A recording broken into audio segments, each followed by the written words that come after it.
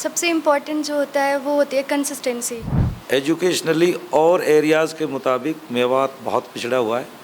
मैं तो बहुत बहुत धन्यवाद करना चाहूँगा मॉडल्स का, अपने साथियों का, अपने दोस्तों का, जिन लोगों ने मुझे मॉडल्स की राह दिखाई।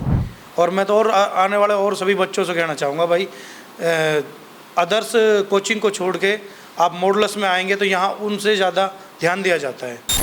अस्सलाम वालेकुम, नमस्कार।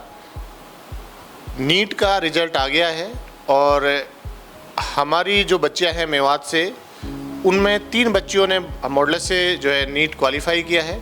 उनमें से एक बच्ची है जिन्होंने हमारे पास 1 साल रह के तैयारी की है, और साजिया ने जो है 536 का स्कोर किया है और उन्होंने अपनी जो है मेडिकल कॉलेज में जो है अपनी सीट पक्की की है। तो ये जो एक्सपीरियंस रहता है बच्चों का, किस तरीके से तैयारी की है, तो उस सारे सवालों के लिए साजिया की फैमिली और गुरु आज़ाद जी हमारे साथ हैं। तो इन सब से हम बात करेंगे कि भाई किस तरीके का एक्सपीरियंस रहा है। तो साजिया, आप अपने जो नए बच्चे हैं जो अभी तैयारी स्टार्ट करना चाह रहे हैं, उनके लिए आप क्या मैसेज देना चाहोगे? आपने 2 साल में क्या फ़ील किया, कैसे पढ़ना चाहिए और कैसे क्या चीज़ें कमी रही है, वो सब चीज़ें? सबसे इम्पोर्टेंट जो होता है वो होती है कंसिस्टेंसी। शुरुआत में जो फर्स्ट ईयर मेरा ड्रॉप था उसमें मैं थोड़ी कंसिस्टेंट नहीं रही थी, मतलब कुछ डिस्ट्रैक्शंस भी थी और ऐसे था कि टेस्ट होता था तभी पढ़ती थी। बट अगले सेकंड ड्रॉप में ये बात मैंने इम्प्रूव की और रिज़ल्ट आप सबके सामने है।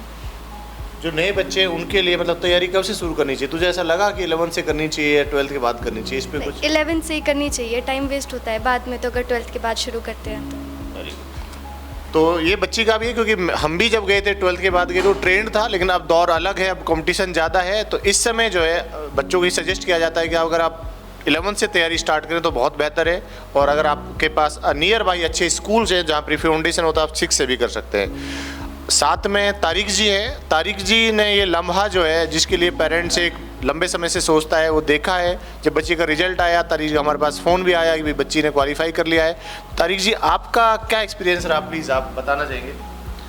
सर, मेरा एक्सपीरियंस तो ये रहा कि इन्होंने 12th किया, 12th में अच्छे मार्क्स आए थे, तो इनका मन था कि मैं नीट की तैयारी करूं। मेरे को खास मालूम नहीं था, मॉडल्स के बारे में कोई नॉलेज नहीं थी, लेकिन मेरे दोस्त हैं सरफराज आज़ाद मास्टर ठेकड़ी और अरशद जहटाना जी, उन्होंने बताया कि हमारा मॉडल्स में एक बहुत बेहतरीन इंस्टीट्यूट है जिसमें IIT नीट की तैयारी कराई जाती है। तो मैंने उनको बोला कि भाई चलो वहाँ बच्चे को करके आते हैं। तो हम यहाँ आए तो हमने देखा कि बहुत अच्छा माहौल, क्लासरूम अच्छे, टीचर्स अच्छे। तो और लोगों से पता किया तो सबने बढ़िया बताया, तो हमने बच्ची को यहाँ कर दिया। तो अच्छी मेहनत की बच्ची ने, टीचर्सों ने बहुत मेहनत की और बिल्कुल बच्चे को अपने बच्चों की तरह रखा और बहुत ज़्यादा ध्यान देते थे। इसी का रिजल्ट ये है कि बच्ची का सिलेक्शन हो गया। सर, मैं तो बहुत बहुत धन्यवाद करना चाहूँगा मॉडल्स का, अपने साथियों का, अपने दोस्तों का, जिन लोगों ने मुझे मॉडल्स की राह दिखाई। और मैं तो और आने वाले और सभी बच्चों से कहना चाहूँगा भाई, अदर्स कोचिंग को छोड़ के आप मॉडल्स में आएंगे तो यहाँ उनसे ज़्यादा ध्यान दिया जाता है और ज़्यादा बच्चे भी नहीं हैं। क्लासरूम में 50-60 बच्चे जितने भी होते हैं सबको teachers by name by face जानते हैं और पूरी पर्सनल तौर पे भी वो अच्छी केयर करते हैं। मैं तो मॉडल्स का बहुत बहुत आभारी रहूँगा ताउम्र। Thank you. साजिया, जब तू आई थी तो हमने नोटिस किया कि बेटा आपकी फ़िज़िक्स काफ़ी अच्छी थी, मतलब मैथ भी अच्छी थी, कैलकुलेशन अच्छी थी। तो जो मेवात के बच्चे हैं, खासकर जिस बैकग्राउंड से आप आ रहे हो, वहाँ की जो मैथ है वो वीक होती है, तो आप उन बच्चों के लिए क्या मैसेज देना चाहोगे कि किस तरीके से उनको पढ़ना चाहिए, खासकर फिजिक्स और केमिस्ट्री को लेकर? बायो सबकी जनरली अच्छी होती है, प्लीज़। फिज़िक्स थोड़ा टाइम ज़्यादा देना चाहिए फिज़िक्स को, वो मांगती भी है ज़्यादा टाइम। बायो तो थोड़े कम टाइम में ही हो जाती है। तो आप ऐसे टाइम मैनेज करो कि मतलब फ़िज़िक्स को थोड़ा कंपैरेटिवली थोड़ा ज़्यादा टाइम दो।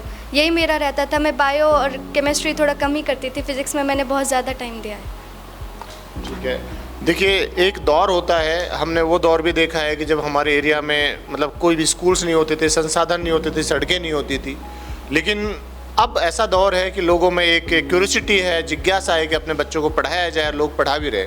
उस पूरे दौर को जो शिक्षक होते हैं वो नज़दीक से देखते हैं। तो हमारे साथ आज़ाद जी हैं, आज़ाद ठेकड़ी के रहने वाले, गवर्नमेंट में टीचर हैं, तो उन्होंने उस दौर को देखा है। तो मैं चाहूँगा कि आज़ाद जी आप उसके बारे में बताएं कि भाई मेवात में क्या चेंजेज आपको फील करते हैं कि भाई क्या हुआ है, क्या चेंजेज है? सबसे पहले मैं पूरे मेवात की तरफ से और पूरे इस पिछड़े एरिए की तरफ से सौरभ सर को इस बात के लिए बधाई देता हूं कि उन्होंने बड़ी मार्केट को छोड़ के, वो अब से पहले अपना इंस्टीट्यूट सीकर में चलाते थे, तो कोई एक वजह अपनेपन की थी जो उनको यहाँ लेके आई, और जहाँ ज़्यादा वो कमाई कर सकते थे उसको छोड़ के जिस सोच को वो लेकर आए, आज वो चीज़ें आने लगी हैं।